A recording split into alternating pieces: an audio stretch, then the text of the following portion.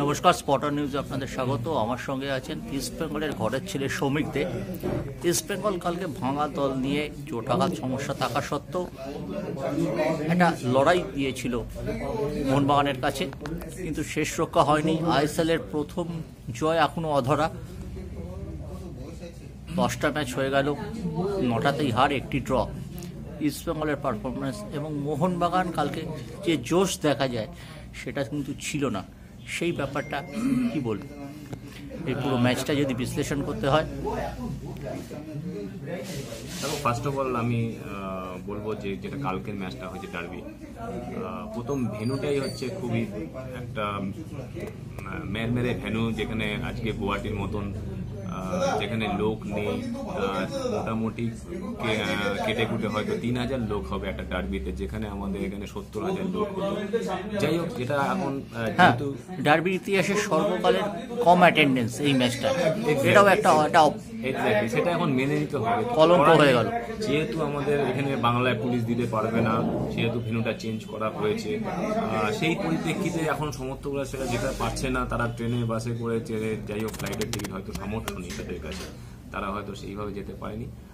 তবে যাই হোক, যেটা ডার্বি এখন যেখানেই খেলা হোক, সেখানে ইস্টবেঙ্গল মোহনবাগান খেলা মানে একটা ডার্বি এবং এশিয়ার সর্বোত্তম একটা খেলা। আর সেখানে দাঁড়িয়ে আজকে যেহেতু মোহনবাগান ইস্টবেঙ্গলকে হারিয়েছে 1 গোলে, আমি খেলাটা সম্বন্ধে একটু বলি। যেহেতু ইস্টবেঙ্গলে একদমই ভাঙাচোরা টিম, যেহেতু সবই টোটালি টিমটা একটা ইনজুরির মধ্যে দিয়ে, সবাই সল ক্রেসপো নেই, থালাল নেই, আনোয়ার নেই। আনোয়ার আনফরচুনেটলি সরে গেল চোটের জন্য। সেখান দিয়ে একটা অস্কার ব্রুজনে কিছু করার নেই, যেখানে যে কোনো কোচ হতে পারতাম। আমি কোচ হলে আমিও এখন তাকাতাম যে আমার পেছনে কেউ নেই, আমি কাকে নামবো, কি করবো না। আমি একটা সময় টিভিতে দেখছিলাম যে রিজার্ভ টিমে যেমন লিস্ট দিয়েছিল, কলকাতার লিগে যারা খেলেছে ইস্ট বেঙ্গলে তারা কিন্তু রিজার্ভ টিমে ছিল। যেমন ইন্ডিয়ান অনেক প্লেয়ার আছে, বাঙালি প্লেয়ার আছে, 5 জন ছিল, অনেক চাক্কু মান্ডি, সন্তোষ ক্যাপ্টেন সব তো ছিলই, এবং কিছু সায়ন ছিল, তারপর শ্যামল বেসা ছিল। এরা কিন্তু মানে আইএসএল এ জার্সি পরার সুযোগটা পেয়েছে। যাই হোক, এটা একটা লাকিলি বলতে পারো, তাদের পক্ষে একটা ভালো খবর, তারা একটা ভালো দিক পেয়েছে, সিনিয়র টিমে জার্সি পেয়েছে। কিন্তু অস্কার ব্রুজনে কিচ্ছু করার নেই এখানে। কোচ, যে কোনো কোচ এখানে করার কিছু নেই, যেহেতু তার টিমটা ভেঙে চলে গেছে একদম। আর যেহেতু অপোনেন্ট টিম মোহনবাগান, যেখানে শক্তিশালী প্রচুর, তাদের রিজার্ভ বেঞ্চই বলতে গেলে ফার্স্ট টিমের প্লেয়ার অনেক, তাহলে সেখানে আমি চিন্তা ভাবনা করতেই হবে। তারপরে এত লড়াই করেছে, দুর্দান্ত লড়াই, ফুটবলটা ভালোও খেলেছে।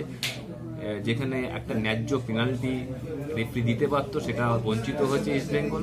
সব দিক থেকে দেখলে, বিচার করে দেখা যায়, কিন্তু গতকালের ডার্বিটা একদমই মেরমেরে, একদম খেলার ধরনও ঠিক মতন আমাদের ভালো হয়নি। মোহনবাগান, আমি যদি মোহনবাগান ধরি, একটা হেভিওয়েট টিম, সেই টিমটা কিন্তু গতকাল খেলতে পারে।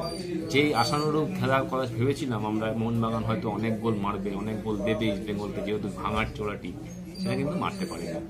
এর কারণটা কি? এটা কি অস্কার ব্রুজের স্ট্র্যাটেজি, নাকি কোনো কারণে মোহনবাগান খুব অতি সতর্ক ছিল কালকে, যাতে বোধহয় ফার্দার ইনজুরি না হয়? নিশ্চয়ই, মাঠটা অচেনা। যেহেতু মোহনবাগান লিড পেয়ে গেছে 2 গোলে, 2 মিনিটের মাথায় লিড নেওয়া কিন্তু বিশাল ব্যাপার। ইস্ট বেঙ্গলের এগেনস্টে 100 সেকেন্ডের মধ্যে গোল হয়ে গেছে। মাত্র 6টা ম্যাচ এমন আছে যেখানে 100 সেকেন্ডের মধ্যে গোল হয়েছে, তার মধ্যে কালকের ম্যাচে 6ষ্ঠ ম্যাচটা আছে। তবে দেখো, এগুলো কিন্তু আমরা তখন ইস্টবেঙ্গল সমর্থকরা ভেবেছিল 2 মিনিটে গোল খাওয়া যাওয়া মানে আরো গোল হতে পারতো, মোহনবাগান কিন্তু আরো গোল দিতে পারতো। কিন্তু মোহনবাগান কিন্তু নিজেরা গুটিয়ে নিল নিজেদের মধ্যে ডিফেন্সিভ পাসটা বেশি খেললো। আমি জানি না, এটা হয়তো কোচের স্ট্র্যাটেজি হতে পারে, কোচের ফরমেশন হতে পারে, হয়তো 1 গোলে জিতছে, সেইটা ধরে রাখতে হবে, আমাদের চ্যাম্পিয়নশিপে যেতে হবে, সেটা মোহনবাগানের কোচের মাথায় চিন্তা ছিল, সেই অনুপাতে তারা খেলেছে। কিন্তু অস্কার ব্রুজন, আমি মনে করি 10 জন হয়ে যাওয়ার পরে, ইস্টবেঙ্গল 10 জন হয়ে যাওয়ার পরে কিন্তু দুর্দান্ত ফুটবল উপহারটা দিয়েছে, সেটা কিন্তু মোহনবাগানকে খেলতে দেয়নি। যাই হোক, 50-50 ম্যাচ, তারা হয়তো সেইভাবে মেলে ধরতে পারেনি মোহনবাগান সেইভাবে। মোহনবাগানকে কি খেলতে দেয়নি ইস্টবেঙ্গল টু সাম এক্সটেন্ট? না, মোহনবাগান নিজেদের গুটিয়ে রেখেছিল বেশি। দেখো, ওইটাই তো বললাম, একটু আগেই বললাম যে মোহনবাগান কিন্তু 1 গোল যেহেতু লিড নিয়ে নিয়েছে, ওরা চাইছিল কোনো রকম ভাবে হারবো না।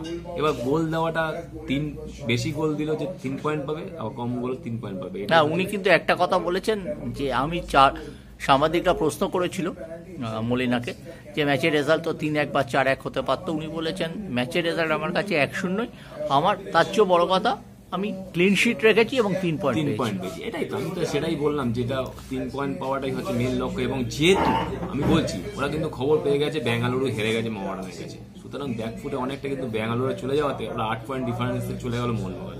তাহলে সেই জন্য তো আমি ঘর গুছিয়ে খেলবো, আমি তো অল আউট মানে যাবো না। তুমি হয়তো এই যে বেঙ্গালুরু ম্যাচের ফল এই মোহনবাগানের খেলায় কিছু প্রভাব ফেলেছে বলে তুমি নিশ্চয়ই, মনে নিশ্চয়ই। করছো, কারণ ওরা নিজেদের ফুল এক্সাক্ট করলো না, হয়তো এরপরে জামশেদপুর ম্যাচ আছে, পরবর্তী ম্যাচ আছে হ্যাঁ, সেই এবং ম্যাচগুলো তারপরেই আবার বেঙ্গালুরু এফসি ম্যাচ আছে, যারা 2 এবং 4-এর সাথে মোহনবাগান খেলবে। হ্যাঁ সেটাই হয়তো, দেখো এগুলো সেটা হয়তো দলে কিছু চোট আঘাত তো রয়েছে। এগুলো দেখো সবই কোচের স্ট্র্যাটেজি, কোচ ভালো মন্দ সবকিছু বিচার করে এবং পরবর্তী ম্যাচের জন্য হয়তো আরো ফুল এফোর্ট দেবে 3 পয়েন্ট পাওয়ার জন্য। যেহেতু এখন ইস্টবেঙ্গল, ওরাও জানে ইস্টবেঙ্গল টিম ভাঙাচোরা টিম, ওদের এগেনস্টে খেলতে পারবে, ওদের এগেনস্টে 3 পয়েন্ট পাওয়া মানে অনেক বিশাল ব্যাপার। তুমি একটু আগে বলছিলে যে সবকিছুই বোধহয় মোহনবাগানের পক্ষে যাচ্ছে, যেরকম মোহামেডান হারিয়ে দিল বিএফসি কে, তার আগে এফসি গোয়া পয়েন্ট নষ্ট করলো আর একটা নিচের দিকের দল। এরম ভাবে যদি চলতে থাকে লিগে যে পর্যায়ে, Mohun Bagan super side hot favourite. আমার তো মনে হয় 24 রাউন্ড পর্যন্ত কি অপেক্ষা করতে হবে? আর না দেখো, আমি একটা কথা মনে করি সবসময়, যত ভালো টিমই হোক চ্যাম্পিয়ন লাভটা কিন্তু একটা বিশাল ফ্যাক্টর। তুমি যতই ভালো টিম করো, 5 কোটি টাকা 50 কোটি টাকা দিল, 100 কোটি টাকা দিয়ে টিম করলেও কিন্তু রেজাল্ট যদি তুমি লাখ ফেভার না করে চ্যাম্পিয়ন হওয়া যায় না।